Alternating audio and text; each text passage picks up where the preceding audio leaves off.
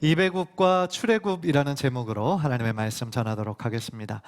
우리 지난주 동안 어떻게 매일 성경 잘 읽으셨습니까? 예, 성경을 다 읽으신 분 한번 손 들어보세요. 예, 내리십시오. 예, 저의 목표는 한 70% 이상 다 통독하는 거거든요. 굉장히 높은 수치죠. 그러나 가능합니다. 왜냐하면 지금 아직 1월이잖아요. 1월이니까 충분히 가능합니다. 그리고 성경은 저는 이제 매번 통독을 하는데 읽으면 읽을수록 재밌어요. 왜냐하면 읽으면 읽을수록 그 전에 안 보였던 단어들, 그 전에 이해하지 못했던 것들이 이렇게 더 깨닫겨지게 되면서 성경이 막 이렇게 통하게 되니까 너무너무 재밌고 더 은혜가 돼요. 그래서 저뿐만 아니라 우리 성도님들도 사모하는 마음으로 성경을 읽으시고요, 작년보다 올해 더 하나님의 뜻을 더 많이 깨닫고 하나님의 축복을 경험하는 우리 성도님들 되시기를 주님의 이름으로 축복합니다. 예. 성경 속에 길이 있고 진리가 있고 생명이 있어요. 그러니까 말씀을 가까이 하는 것이 가장 큰 축복입니다. 여러분들이 읽은 것들을 전제해서 저는 주일날 설교할 거예요. 설교할 거니까 여러분들이 그 주 중에 성경을 잘 읽었으면 저의 설교가 잘 이해가 되실 거예요. 정리가 잘 되시고 은혜가 더 되실 거라 저는 믿습니다. 지난주 중에 우리가 요셉의 이야기 그리고 출애굽의 초반부까지 우리가 읽었습니다. 인간적으로 생각하면요, 요셉이 억울한 상황이죠. 참 불쌍한 상황이에요. 그러니까 형들의 미움을 사서 미디안 상인에게 쫓겨서 애굽의 그 보디발의 집에 노예로 팔려갔잖아요. 그때 나이가 약 17세 정도의 나이예요. 어린 나이에 한 번도 가보지 못했던 나라, 언어도 다르고 문화도 다르고 이런 곳에 노예로 팔려갔다고 생각해 보세요. 얼마나 힘들었겠어요. 또 20대 중반쯤 되었을 때 그 집에서는 완전히 인정을 받아서 가정 총무로 세움을 받았는데 그 주인의 아내, 그 보디발의 아내가 유혹을 하잖아요. 이 요셉이 또 잘생겨가지고 유혹을 하잖아요. 그런데 그거를 뿌리쳤다라는 이유로 감옥에 또 갇히잖아요. 그러니까 참 안 꼬이는 인생이잖아요. 자기가 원한 것도 아닌데 계속하여 떨어지고 비참한 상황이잖아요. 그렇다면 보통 사람들은 어떤 마음을 품겠어요? 나를 이 지경으로 몰고 간 그 왼수들, 누구예요? 자기를 판 형들 생각하면서 이를 바득바득 깔게 되지 않겠어요? 왜냐하면 사람이 에너지 중에 가장 큰 에너지가 뭐냐면 증오예요. 누군가를 미워하면 에너지가 생기거든요. 그래서 그 힘든 생활 지날 때 내가 나중에 다시 형들을 만나게 되면 내가 지금 겪는 이 피눈물 2배 이상 갚아줄 거야. 그런 마음으로 아마 그 힘든 시간들 아마 겨우 참고 견디며 살 거예요. 보통 사람들은. 그런데 요셉은요, 전혀 그렇게 생각하지 않았어요. 예.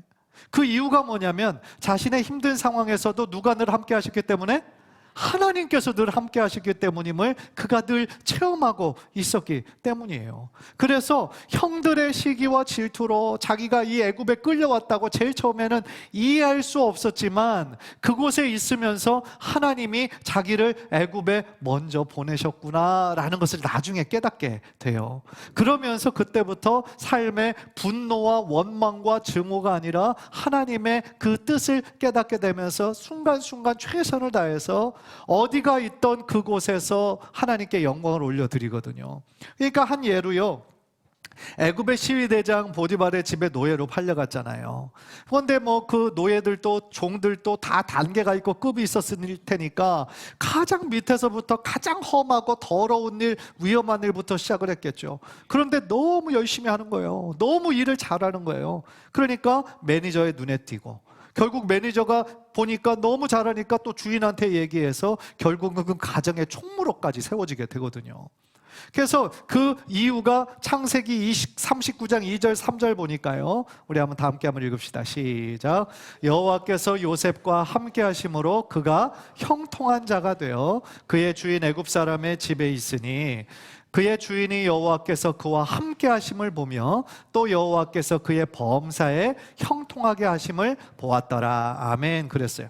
하나님께서 요셉과 함께 하시기 때문에 그가 어떤 사람이 되었어요? 형통한 자가 되었다 그랬잖아요. 사랑하는 성도 여러분, 2024년도 새해에 형통한 삶을 살기를 원하십니까? 하나님께서 여러분의 삶과 언제나 함께 하실 때 여러분의 삶에 형통함의 축복이 흘러넘치게 될 줄 믿습니다. 놀라운 사실은요, 하나님을 믿지 않는 이방인의 눈에 보기에도 요셉의 삶에는 뭔가 다른 특별한 게 있었다는 거예요. 야, 저 노예가 외국에서 들어올 때부터 뭐가 잘 돼요? 자기 집이 잘 돼요. 밭에 농사도 잘 되고요, 하는 일마다 잘 돼요. 그러니까 요셉이 들어오면서 복덩어리가 들어온 거예요, 자기의 집에. 그러면서 뭐라고 고백합니까? 야, 진정 네 삶을 보니까 하나님께서 함께 하시는 것 같다. 그렇게 고백을 하게 되잖아요. 저는 그런 면에서요, 여러분의 삶에서도 하나님이 주시는 형통함의 축복이 흘러넘치시게 되기를 주님의 이름으로 축복합니다. 그리고 더 나아가 하나님을 경외하는 한 사람 요셉으로 인해 하나님을 믿지 않는 애굽 시위대장 그 집안이 축복을 받은 것처럼 바로 하나님을 경외하고 하나님을 사랑하는 여러분들 한 사람으로 인해 여러분들의 가정이 축복받고 여러분들의 자녀들이 축복받고 여러분이 계획하고 바라는 모든 사업과 직장이 축복받는 놀라운 일이 일어나게 되기를 주님의 이름으로 간절히 축원합니다. 그래서요, 이 요셉은 축복의 통로로서의 삶을 산 거예요. 어디 있든지. 그러면서 우리 옆 사람에게 인사합시다. 축복의 통로가 됩시다. 나만 축복을 누리는 걸로 끝나지 말고 축복의 통로가 돼서 나를 통해서 이 축복을 좀 나눠주는 삶을 살기를 정말 원하는 그런 믿음으로 살아가셨으면 좋겠어요. 그래서요, 심지어 요셉이 감옥 안에 억울하게 갇혀있을 때도 하나님은 요셉과 함께 하셨다, 그런 거죠. 창세기 39장 21절 23절 보니까, 이건 제가 읽을게요. 여호와께서, 보여주세요. 여호와께서 요셉과 함께 하시고 그에게 인자를 더하사 간수장에게 은혜를 받게 하시매. 창세기 39장 21절 23절 22절입니다.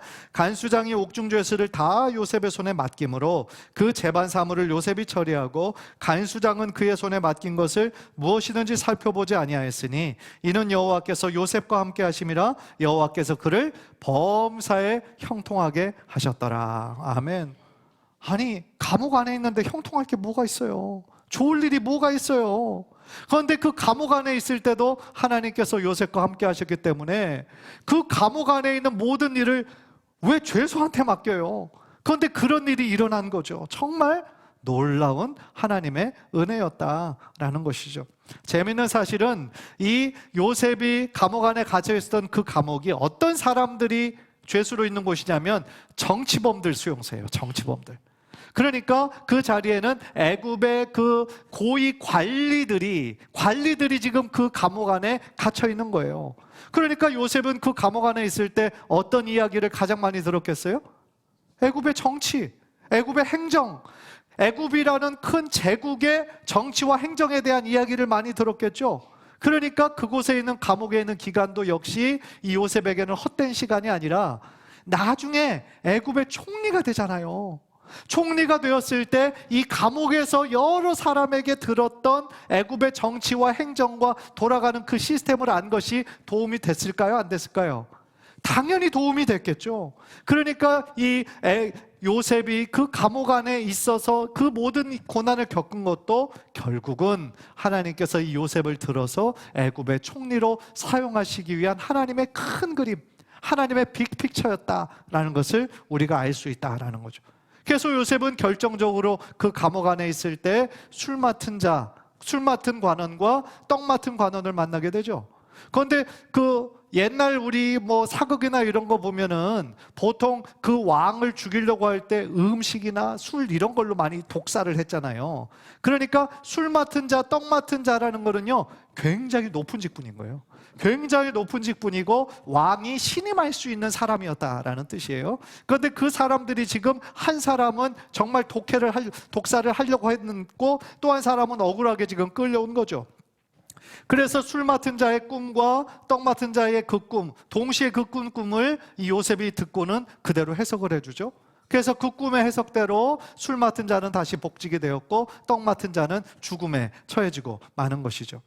그런데 이 술 맡은 자가 다시 복직이 되었을 때 요셉이 부탁을 해요. 어떤 부탁을 합니까? 복직이 되었을 때 나를 조금 생각해 달라고. 왜냐하면 내가 지금 이 감옥에 갇혀 있을 만큼 죄를 짓지 않았다고. 억울하게 지금 갇혀 있는 거라고. 그러니까 복직이 되었을 때 꼭 나에게 좀 은혜를 베풀어 달라고 아주 부탁을 했고, 그 술 맡은 자도 당연히 내가 당연히 그렇게 하겠다고 약속을 했겠죠. 그런데 이 사람이 어떻게 했어요? 바로 얘기했어요? 잊어먹었어요? 잊어먹었어요. 그 기간이 무려 2년. 그러니까 요셉이 생각할 때 그 2년 동안 얼마나 기다렸겠어요. 아니, 지금 복직이 된 걸로 아는데 왜 아직 소식이 없지? 한 달이 지났는데도, 6개월이 지났는데도, 1년, 2년이 지났는데도 소식이 없어요. 그러니까 그 사람이 까마득하게 잊고 있었다라는 거예요. 그런데 2년이 지난 후 애굽의 바로 왕이 꿈을 꿉니다. 아주 이상하고 기괴한 꿈을 꿔요. 그 꿈의 내용이 뭐냐면, 이 바로 왕이 당시 애굽의 젖줄이라고 하는 나일 강가에 이렇게 서 있는데, 딱 보기에 너무 아름답고 살진 암소 7마리가 와서 평화롭게 풀을 뜯어먹어요. 그런데 어느새 딱 눈을 보니까 아주 흉측하게 생긴 소, 바짝 마르고 아주 흉측하게 생긴 소 7마리가 딱 나오더니 그 앞에 있는 아름답고 살진 7마리를 다 먹어 삼키는 거예요. 얼마나 기괴해요. 소를 먹는다는 것도 기괴하지만 어쨌든 흉측하게 생긴 것들이 이거를 다 잡아먹는 그 꿈의 내용이 너무 이상하잖아요. 깹니다. 이거 참 이상하다. 그리고 곧바로 또 잠이 들어요. 그랬더니 이번에는 또 굉장히 알이 꽉 찬 7개의 이삭이 나온 꿈이었는데, 또 그 반대로 완전히 바싹 마른 아주 흉측하게 생긴 그런 7이삭이 또 처음 7이삭을 다 먹는 그런 꿈을 꾸죠. 그러니까 다음날 왕이 얼마나 심란합니까? 이 꿈이 기억이 나잖아요. 계속 뭔가 의미가 있는 것 같긴 한데 뭔지 모르겠으니까 그 당시에 애굽에 있는 모든 지혜로운 사람들, 모든 관리들을 다 부릅니다. 점성술사도 부르고 점치는 사람도 부르고 다 불러요. 그래서 자신의 꿈을 얘기한 다음에 이 꿈이 도대체 무슨 꿈이냐, 의미를 나한테 알려주면 내가 그 사람에게 큰 상을 줄게 라고 얘기했는데, 그 꿈의 내용은 이렇습니다. 얘기해 줄 사람이 한 사람도 없었던 거예요. 그런데 그때 술 맡은 관원장이 생각이 딱 나는 거죠. 어떤 생각이 났을까요? 요셉이 생각이 나잖아요. 자신이 2년 전에 자기도 신기한 꿈을 꿨는데 그 꿈을 해석해 준 요셉의 말대로 자기가 복직이 됐잖아요. 그런데 2년 동안 자신이 까마득하게 잊고 있다는 사실이 불현듯 들어, 어찌 저기 다른 나라에서 온 요셉이라는 종이 있는데 그 종이 그렇게 꿈을 잘 해석하더라고요. 그렇게 얘기해서 급하게 왕 앞에 요셉이 서게 되죠. 그래서 이 왕 앞에 서서 왕의 꿈을 다 들은 다음에 즉시 그 꿈의 내용에 대해 해석을 하잖아요. 그 꿈이 2가지 꿈이지만 결국은 하나입니다. 2번 꿈을 꿨다라는 것은 하나님께서 이미 계획하셨다라는 것이고 속히 이루실 겁니다. 그래서 이 2가지 꿈은 하나인데, 앞에 그 아름답고 살진 그 7마리의 암소와 또한 7개의 그 풍성한 이삭은 7년을 의미하는 겁니다. 7년 동안의 풍년과 곧이어 7년 동안의 끔찍한 흉년이 찾아오게 될 겁니다. 그런데 놀라운 사실은요, 해석만 해도 얼마나 놀랍습니까? 그 애굽의 대제국의 어떤 박사들도 점성술사들도 할 수 없던 해석을 한 것만도 놀라운 일인데, 이 요셉의 해석은 해석만으로 끝나는 것이 아니라 뭘 제시해요? 대안을 제시하잖아요. 그러니까 7년 동안에 엄청난 풍년이 있을 때 이것을 비축해서 앞으로 있을 7년을 잘 대비하면 온 나라와 온 민족이 먹고 사는데 아무런 문제가 없을 겁니다 라고 얘기를 하죠. 그러니까 그 꿈의 해석과 정확한 대안까지 들으니까 왕과 신하들이 완전히 그냥 뿅 갈 수밖에 없는 거죠. 그래서 창세기 41장 17절을 보니까 바로와 그의 모든 신하가 이 일을 좋게 여긴지라 그랬어요. 그래서 그것에 대해서 너무나 설득이 되고 너무나 맞는 이야기인 거죠. 그래서 바로가 뭐라고 얘기합니까? 이처럼 하나님의 영에 감동된 사람을 우리가 어디서 찾을 수 있겠느냐? 그러면서 요셉을, 한 노예에 불과했던 이방인을 애굽의 총리로 삼아요. 그러니까 자기 외에 2인자로 요셉을 삼아서 그에게 전체 애굽을 다스릴 수 있는 권한을 그에게 허락해 주는 거죠. 정말 놀랍고 신기한 일인 거죠. 그러니까 어찌 보면 요셉의 이야기는요, 마치 디즈니 만화 그 영화에 나오는 것처럼 한때 가난하고 억울하고 어려운 일을 많이 당하다가 나중에 잘 되고 성공한 인생의 역전 이야기로 봐도 사실은 손색은 없어요. 그렇다면 그냥 그 세상의 이야기하고 비슷하다면 그 이후로 아름다운 그 애굽의 공주와 결혼해서 행복하게 잘 먹고 잘 살았다 이러고 끝나야 되는데 요셉의 이야기는 거기서 끝나지 않죠. 왜냐하면 요셉이 애굽으로 들어가게 된 거는 하나님의 계획이었고 하나님의 놀라운 구원의 계획의 일부였기 때문이다라는 거예요. 하나님의 큰 계획은 뭐였냐면요, 야곱의 일가족, 지금 가나안에 살고 있는 야곱의 일가족을 애굽으로 이주시키는 거예요. 애굽에 입애굽하는 거예요. 그래서 거기서 큰 민족을 이루는 거예요. 그리고 큰 민족을 이루어 나중에 뭘 해야 되냐면 출애굽을 해야 되는 거예요. 왜냐하면 하나님의 제사장 나라로 하나님 예배하고 하나님께 제사하고 하나님 뜻대로 순종하는 애굽과 같은 제국이 아니라 하나님을 우선으로 하나님의 통치를 받는 특별한 구별된 제사장 나라가 되어야 되는 거예요. 그래서 제사장 나라가 되는 것이 또 최종 목적이 아니라 그 나라의 그를 통하여 복음의 통로가 돼서 이제 우리나라와 같은 모든 민족, 모든 열방에 하나님의 복음이 선포되고 또한 하나님을 믿는, 그래서 하나님의 축복을 받게 하시는 것이 하나님의 놀라운 구원의 계획이다라는 거죠. 그래서 사실 하나님의 그 뜻은요, 아브라함을 부를 때부터 이미 시작된 거예요. 창세기 12장 2절 3절 보세요. 창세기 12장 2절 3절, 아브라함을 부르시고 아브라함이라는 개인을 부르시고 그에게 약속하신 내용이에요. 우리 다 함께 읽겠습니다. 시작. 내가 너로 큰 민족을 이루고 내게 복을 주어 내 이름을 창대하게 하리니 너는 복이 될지라. 너를 축복하는 자에게는 내가 복을 내리고 너를 저주하는 자에게는 내가 저주하리니 땅의 모든 족속이 너로 말미암아 복을 얻을 것이라 하신지라. 아멘. 제일 처음 2절에서는 뭐라고 해요? 너를 통하여 큰 민족을 이루게 하겠다, 너에게 복을 주겠다. 그리고 3절 후반부에는 뭐라고 그래요? 땅의 모든 족속이, 그죠? 땅의 모든 족속이 너로 말미암아, 아브라함으로 말미암아 복을 얻을 것이라 라고 말씀해 주시는 거죠. 따라서 하나님의 이 모든 민족을 축복하기 위한 하나님의 계획이 지금 아브라함으로부터 시작한 거고, 그 원대한 꿈의 계획을 지금 이삭과 야곱이 그것을 계승한 것이고, 이제 요셉의 때에 결국 그 꿈을 조금 더 구체적으로 이루기 위해서 애굽에 들어가게 된 것이고, 그러니까 애굽에서 있는 그 몇백 년이 최종 목적이 아니라 결국은 뭐 해야 돼요? 출애굽을 해야 되는 거예요. 애굽에 있는 동안은 뭐를 해야 돼요? 큰 민족을 이루어야 되는 거예요. 이게 하나님이 가지고 계신 큰 목적이었다라는 거죠. 그러니까 당시 가나안에 살고 있던 야곱의 후손들 70명이 애굽으로 들어가게 된 표면적인 이유는 뭐예요? 형식적인 이유는, 표면적인 이유는 먹고 살 게 없어서예요. 그러니까 이 7년 동안의 대흉년이 애굽에서만 있었던 것이 아니라 그 당시의 모든 지역에 다 동일하게 있었던 거예요. 7년 동안의 흉년이.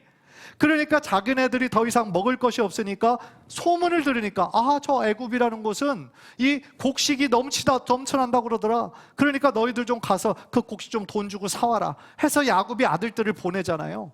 그래서 이것이 표면적으로는 먹을 음식 때문에 간 거였지만 사실은 더 큰 계획은 하나님께서 야곱의 가족 70명을 애굽으로 들여보내시기 위한 것이었고, 또 그것의 첫 시작이 바로 요셉을 그곳에 미리 보냄으로 하나님의 뜻을 시작하게 하셨다라는 것이죠. 여러분들 어떻게 잘 따라하고 계시죠? 다 알고 계셔서 아무런 말씀 안 하시는 거죠? 잘 듣고 계시는 거죠? 그런데 하나님께서요, 이 일을 진행하시면서 크게 세 사람의 꿈을 이용하세요. 창세기에는 특히 꿈 이야기가 많거든요. 첫 번째는 요셉의 꿈이에요. 요셉은 별명이 있었는데 혹시 기억하세요? 꿈꾸는 자, 꿈쟁이. 그런데 그거를 누가 불렀어요? 형들이 불렀어요. 그러니까 비아냥거리는 별명이었어요. 저기 꿈꾸는 자가 온다, 야. 그렇게 비아냥거리는 게 그의 별명이었어요.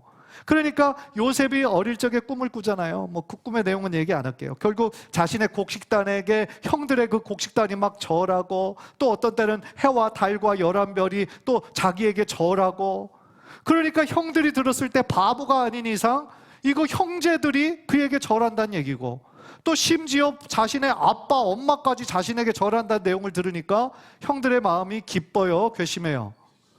괘씸하죠. 짜증나죠. 그리고 동생이 그런 얘기를 하니까 어때요? 되게 밉죠. 예. 안 그래도 지금 아버지가 편애해요, 요셉을. 그것만 해도 지금 마음에 이거 시기가 생기는데, 또 그 당시 보통 사람들은 입을 수 없는 아주 비싼 고가의 옷, 채색 옷을 요셉만 입어요. 그러니까 이 요셉은 사실은 모든 것이 다 훌륭한데 한 가지 딱 없는 게 있었던 것 같아. 한 가지 뭐가 없을까요? 눈치가 없어, 눈치가. 예. 그러니까 형들이 나를 지금 이렇게 시기하고 미워하는구나, 아유 나를 좀 재수없게 생각하는구나, 알았으면 꿈을 꿔도 얘기하면 안 되지, 그죠?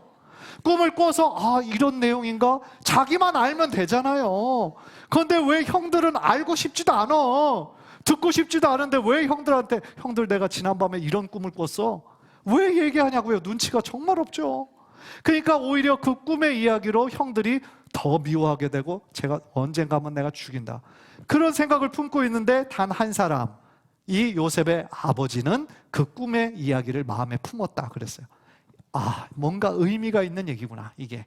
장차 하나님께서 요셉을 하나님의 목적에 사용하시겠구나, 그 꿈을 마음에 품게 되죠. 그러니까 이 요셉의 꿈을 하나님께서는 사용하시고요. 두 번째, 이 바로 왕의 꿈도 하나님께서 지금 놀랍게 사용을 하시는데, 아까 꿈의 내용은 말씀드렸고 7년의 풍년, 7년의 흉년, 그러니까 14년이 이루어질 일들을 바로 왕을 통하여 말씀해 주셨고, 제일 마지막 세 번째로 말씀드릴 이 꿈은요, 무려 430년을 커버하는 놀라운 꿈이에요. 그게 누구의 꿈이냐? 야곱의 꿈이에요. 야곱의 꿈. 여러분들, 야곱은 보면은요, 요셉이 죽은 줄 알았잖아요. 왜냐하면은 요셉이 어렸을 때에 그 형들이 미디안 상인에게 팔아버렸잖아요. 그리고 그 요셉의 채색 옷에 짐승들의 피를 묻혀가지고 아유 이 짐승들에게 잡아먹힌 것 같습니다, 거짓말 하잖아요. 그러니까 그때부터 몇십 년 동안 이 야곱은 자신의 아들 요셉이 죽은 줄 알았잖아요. 그런데 이 형들이 그 곡식을 사러 애굽에 왔다 갔다 하는 동안 요셉이 살아있다는 것을 듣게 돼요. 그리고 단순히 살아있는 게 아니라 애굽의 총리로 지금 있다고 생각하니까 얼마나 기쁘고 놀라웠겠어요. 그래서 지금 이제 이 요셉을 만나러 애굽에 내려가는데, 애굽에 내려간다는 얘기는 이제 이스라엘보다 밑에 있다는 얘기죠. 애굽으로 내려가는데 마음에 두려움이 있었어요. 어떤 두려움이냐? 나이가 지금 너무 많아서 늙었잖아요. 그리고 너무 늙었고, 또 자신의 모든 그런 속한 사람들, 또 가축들 다 데려가 한 번도 살아보지 못한 그곳에 들어간다라는 것이 너무나 좀 두려움이 있었다라는 거예요. 그런데 그런 야곱의 마음을 하나님께서 아셨죠. 그래서 야곱의 일행이 부엘세바에 이르러서 하나님께 제단을 쌓고 예배하거든요. 참 어디 가든지 하나님께 예배하는 모습이 있어요. 하나님께 예배하였을 때 그 밤에 하나님께서 야곱에게 나타나세요. 그리고 앞으로 어떤 일이 일어날지를 약속해 주시거든요. 그게 창세기 46장 3절 4절이에요. 우리 한번 다 함께 읽읍시다. 시작. 하나님이 이르시되 나는 하나님이라, 내 아버지의 하나님이니 애굽으로 내려가기를 두려워하지 말라. 내가 거기서 너로 큰 민족을 이루게 하리라. 내가 너와 함께 애굽으로 내려가겠고 반드시 너를 인도하여 다시 올라올 것이며 요셉이 그의 손으로 내 눈을 감기리라 하셨더라. 아멘. 보세요. 애굽으로 내려가기를 두려워하지 말라고 그랬죠. 그 이유가 거기서 너로 말미암아 큰 뭐를 이뤄요? 민족을 이뤄야 되는 거예요. 애굽에서 아직은 그들이 민족이 아니에요. 족장에 불과해요. 그러니까 야곱의 후손들 70명밖에 안 돼요.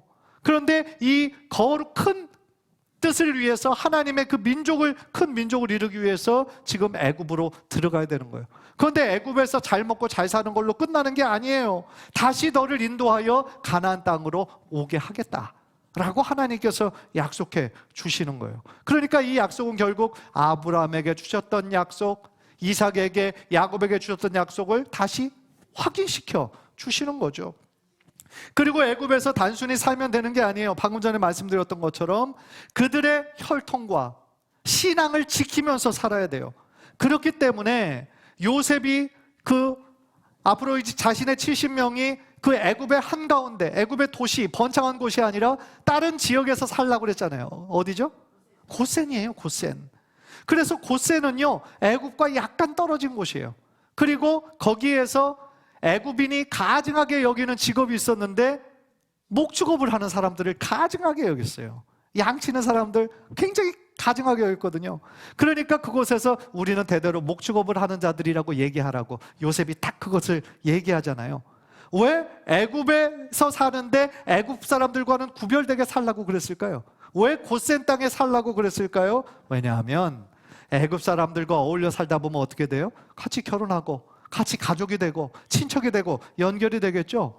그렇게 되면 애굽인들이 섬기는 애굽 신들, 우상들 영향을 받겠죠. 그렇게 되면 하나님을 믿는 하나님 신앙의 형성에 있어서 어려움이 생기겠죠. 그러니까 하나님은 이 모든 것들을 이루심에 있어서 지금 이 야곱의 후손들을 통하여 벌써부터 이스라엘이라고 하는 큰 민족 나라의 꿈을 가지고 계셨다라는 것이죠. 사랑하는 성도 여러분, 이처럼요, 하나님은 하나님의 그 구원의 계획을 천천히 그러나 아주 세밀하게 이루어 나가시는 분이시다라는 거예요. 그 말은 지금 우리가 하나님의 자녀가 되고 하나님을 믿게 된 것도 절대로 우연이 아니라 하나님의 일하심 때문이고 하나님의 전적인 은혜라는 얘기예요. 아주 오래전부터 하나님은요, 나를 구원하기 위해서 또 여러분을 구원하시기 위해서 예정하셨고 여러분을 사랑하시기로 작정을 하신 거예요. 나는 누구누구를 반드시 사랑해서 내 자녀 삼을 거야. 작정하셨다라는 거예요. 그 사랑이 얼마나 크고 놀랍습니까? 딱 그런 면에서 우리 옆 사람에게 이렇게 인사합시다. 모든 것이 하나님 은혜입니다. 정말 그래요. 우리가 지금까지 지내온 모든 것이 뭐예요? 하나님의 은혜고 우리가 지금 이 자리에 있는 것도 하나님의 은혜입니다. 이제요, 창세기 48장 50장에는 야곱의 유언과 요셉의 유언의 이야기가 나와요. 두 사람의 유언의 이야기가 나오는데 야곱의 유언은 12아들을 다 한 사람 한 사람 축복합니다. 이 12아들이 나중에 어떻게 돼요? 이스라엘의 12지파가 됩니다. 그리고 야곱이 때가 다하여 죽었을 때 요셉은 그때 사실은 총리를 끝냈을 때거든요. 총리를 끝내고 꽤 오랜 시간이 지났음에도 불구하고 애굽의 왕에게 이야기해서 자신의 아버지가 이렇게 돌아가셨으니 이 땅에서 말고 밖에 나가서 장례를 치르게 해주세요. 얘기를 했고 그것을 허락합니다. 왜냐하면 요셉의 영향력이 그만큼 어마무시했다라는 거예요. 네, 그만큼. 그래서 야곱의 장례를 국장으로 치릅니다. 애굽의 국장. 70일 동안 성대하게 치릅니다. 그리고 야곱의 유언대로 야곱은 애굽에 묻히지 않고 가나안에 아브라함이 살았던 곳 어디죠? 막벨라 굴에 묻히게 됩니다. 그래서 요셉은요, 야곱의 후손들이 나중에 큰 민족을 이루게 되면 반드시 뭐를 해야 되는 거예요? 출애굽을 해야 된다는 거예요. 반드시 출애굽을 해야 된다는 것을 이 야곱을 장례하면서 미리 지금 뭐 한 거냐면 예행 연습을 한 거예요. 예행 연습을.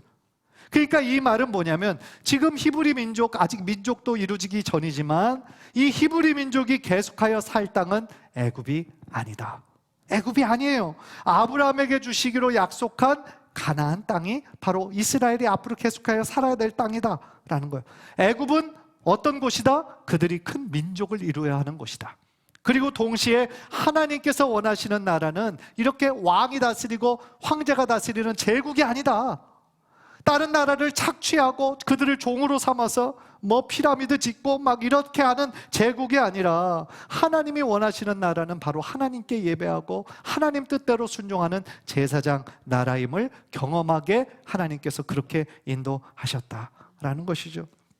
다시 말하면 요셉이 그 아버지의 장례를 위하여 그 애굽을 살던 곳을 잠깐 떠나서 가나안으로 갔다가 오게 되는 그 모든 것이 하나님의 놀라운 앞으로의 출애굽 계획을 위한 그의 비전이었고 그의 소망이었다. 그리고 그때부터 400년 후에 하나님의 그 꿈은 이루어진다라는 것이죠. 그래서 창세기 50장 14절 15절 이후는요, 이제 아버지의 장사를 다 마쳐요. 마치고 다시 애굽으로 돌아오는데 지금 야곱의 형들의 마음에는 걱정이 한가득인 거예요. 왜냐하면 아버지가 계셨기 때문에 이 요셉이 자기들을 그냥 잘해주고 그랬는데 이제 자신들의 보호막인 아버지가 돌아가셨으니까 이제 우리는 죽었다. 이제 우리는 죽었다. 그러니까 뭔가요? 요셉을 자기네들 수준으로 이해한 거예요. 자기네들 수준으로 요셉이 이제 그렇게 할 거야 라고 이해를 한 거예요. 그래서 15절 보니까 요셉의 형제들이 그들의 아버지가 죽었음을 보고 말하되 요셉이 혹시 우리를 미워하여 우리가 그에게 행한 모든 악을 다 갚지나 아니할까 하고, 그랬더니 요셉이 그들의 얘기를 들으면서 울어요. 그리고 어떤 얘기를 하냐면 20절, 21절에서 너무나 위대한 얘기를 하는 거예요. 당신들은 나를 해하려 하였으나 하나님은 그것을 뭘로 바꿔요? 선으로 바꾸셨어. 그리고 오늘과 같이 많은 백성의 생명을 구원하게 하시려 하셨나니, 21절 다 같이 시작. 당신들은 두려워하지 마소서. 내가 당신들과 당신들의 자녀를 기르리이다 하고 그들을 간곡한 말로 위로하였더라. 아멘. 얼마나 참 멋진 모습이에요. 이 모든 일들을 하나님이 계획하신 일이다. 그러니까 형들 너무 걱정하지 말아라. 나는 이미 다 용서했다. 결국 나를 애굽으로 들어오셔서 사실 힘들었지만 애굽의 총리를까지 하게 하신 것은 많은 백성들의 생명을 살리기 위한 하나님의 뜻이었다 라고 그렇게 멋지게 해석하고 있는 거죠. 그리고 형들과 형들의 자녀를 기르겠다는 거예요. 뭐예요? 책임지겠다는 거예요. 책임지겠고 신앙교육을 시키겠다는 거예요. 단순히 애굽에서 애굽을 보금자리 삼아 사는 것이 그들의 뜻이 아니라 장차 그들은 어떻게 돼요? 큰 민족을 이루어 다시 출애굽을 해야 되는 거예요. 애굽을 나가야 되는 거예요. 하나님이 약속하신 약속의 땅으로 나가야 되는 거예요. 왜? 하나님 예배하고 하나님 뜻에 따르고 하나님 뜻에 따라 살던 제사장 백성, 제사장 나라 거룩한 백성이 되게 하기 위해서라는 거죠. 세월이 흘러 요셉도 죽습니다. 그런데 요셉도 야곱과 마찬가지로 유언을 남겨요. 뭐라고 남깁니까? 자신의 해골, 자신의 유골을 이제 먼 훗날 너희들이 출애굽할 때 내 유골을 가나안에 묻어달라. 그렇게 얘기를 합니다. 그러니까 그 유언, 요셉, 위대했던 사람 요셉의 유언을 지키려면 나중에 몇백 년이 지나도 어떻게 해야 되는 거예요? 반드시 애굽을 나가야 되는 거예요. 출애굽해야 되는 거예요. 그러니까 요셉의 유언이 결국은 출애굽의 비전이 되었다라는 말이 바로 그런 의미다라는 거죠. 이제 야곱과 요셉의 죽음과 함께 족장 시대는 마무리가 됩니다. 그리고 창세기가 끝이 나요. 아브라함과 이삭과 야곱과 요셉이라고 하는 위대한 네 명의 그런 족장 이야기가 이제는 출애굽기로 이어지게 되는데, 그 이어지게 되는 굉장히 중요한 역할을 누가 했느냐? 이 요셉이 감당을 했다. 그래서 이 애굽을 책임지고 출애굽의 비전을 자신의 유언을 통하여 남겼다라는 것이죠.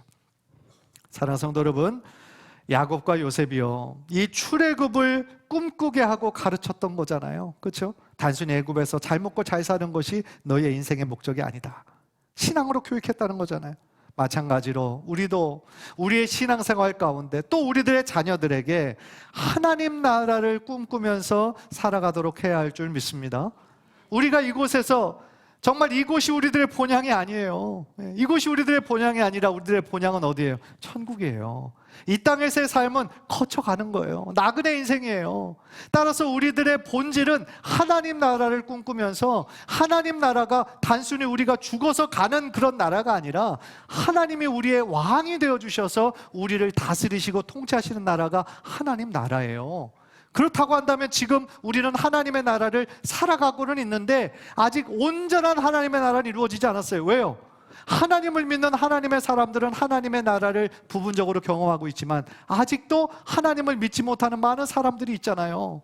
그러니까 열심히 선교하고 전도해야 하는 이유가 뭐예요? 하나님을 믿는 사람들이 한 사람 한 사람 많아지면 그 가정이 하나님 믿는 가정으로 변하게 되겠죠. 그러면 그 가정이 하나님 다스리시는 하나님 나라로 변하게 되겠죠. 이런 식으로 하나님 믿는 사람들이 많아지면 많아질수록 하나님의 나라가 더욱더 확장되는 거죠. 그리고 하나님의 나라가 땅끝까지 확장이 되면 그때는 무슨 때예요? 예수님 다시 오시는 때예요.